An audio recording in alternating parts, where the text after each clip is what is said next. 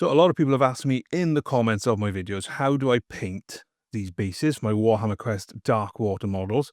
So here's kind of like a more in-depth look at it. So what I thought I'd do is I would take Mulgoth the Cleaver and I would show you exactly how I do these bases. So let's jump straight in. The first thing you need, and I'm going to use, is Dark Earth diorama. It's basically texture paint. You don't have to use this. You can use anyone.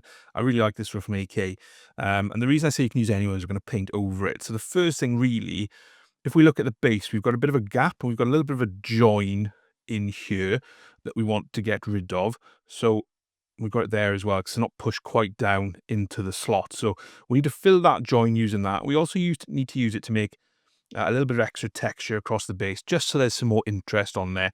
The other place that's good is if you've got an ejection port in the middle, so you'll have like a bit of a dip, fill that in as well.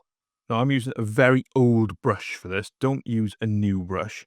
But essentially what you want to do is just butt it up to the plastic part of the base and it'll just, paint it over the base as well, and it'll kind of blend in. So this is, it's really easy and straightforward. It's not too complicated. I'm just going to work my way all the way around.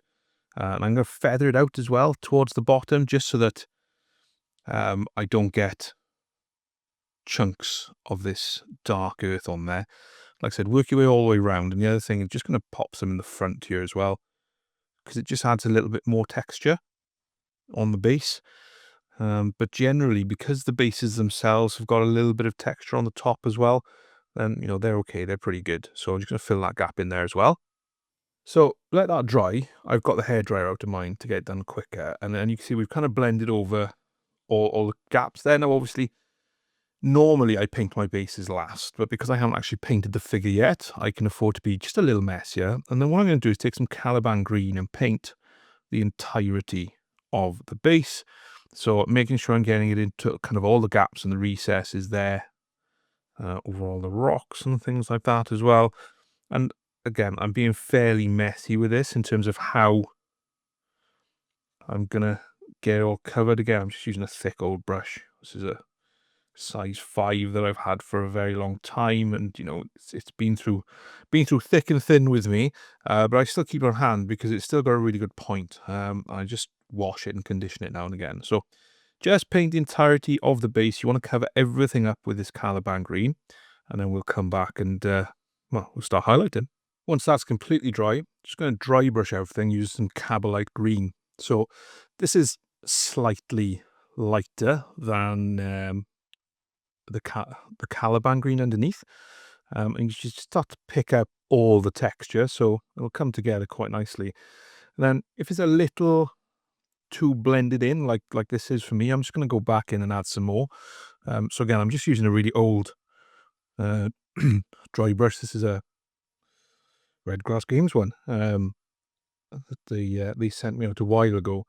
Again, just wiping that off on some tissue paper. I've left probably a little bit more on there this time, so you can see the effect a bit better as I apply it over everything. These little bits here, you can paint there whatever colour you want to later on, but this is just about building up the lighter colour and the texture, making sure we catch everything, and then we'll come back and add another highlight colour on it very shortly. So the next colour I'm going to dry brush with is some Sybarite Green. Now, I've not washed the brush in between. I'm just going straight on and over the Kabalite Green. It's the same brush. So the first dry brush layer that you put on will be a little more kind of blended down into the colour because they'll mix on the brush itself. But then what I'll do, I've managed to get this all over my fingers as well, which is not, it's not ideal. But what I'll then do is I'll just go, and this will be a bit more of a pure Sybarite Green. So we'll just look to work this across everything. And that gives you that kind of nice, bright, jadey green base very easily and very quickly. So all I've got left to do really is the spores. Now this is an idea I got from playing Warhammer Chaos Gate 40k, where there's a lot of Nurgle in there. So I'll show you how to do those kind of spores next. So you can see now we've got that nice Nice bright kind of green color. What I'm going to look to do is add some Zamesi Desert dots across the kind of the raised areas here, and particularly under the characters.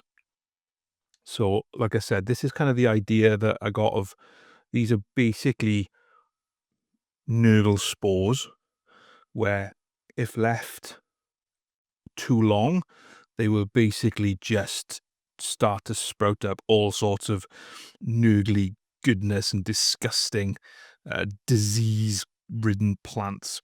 So just work your way around adding these dots in. Now, I'm trying to be fairly careful. I'm trying to be fairly accurate in terms of the dots I'm kind of putting on there. But don't worry if you're a little bit wide, because we will highlight them in the next step. So I'm just going to go on, and generally the way I've kind of thought about my Darkwater bases is the more significant the character, the more spores they're going to have around them. And like I said, we're going to highlight this a little bit, and the color we're going to use to highlight them is Phalanx Yellow, which is a very bright yellow. Love this yellow. And what I'm going to do is just selectively pop this on some of these spores. I'm not going to use all of them, but again, just to me, it creates a little bit more visual interest. And it's as though these ones are the ones that are starting to take hold. So they're starting to bloom as Nurgle shares its gifts, and they spread out across the land as they try and claim the Jade Temple. So, like I said, you can do as little or as many as you want. You can paint the other bits and pieces on here as you like as well. I mean, that looks very Nurgly in terms of how it's sprouted there. And what I'm, again, trying to just emphasize here is I'm keeping this kind of inside the Zamesi Desert from the last stage. And that just, again, it acts like a little bit of a highlight, adds a little bit of depth. So it creates some more visual interest on the base view. And there you have it, the absolute simplest way to do bases. I've just painted the skull with some bone and some pinks on the little bit of vine.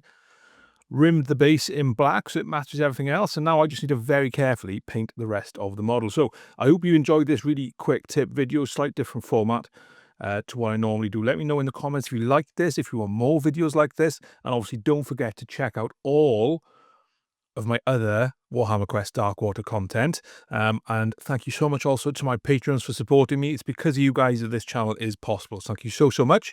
I'll see you next time.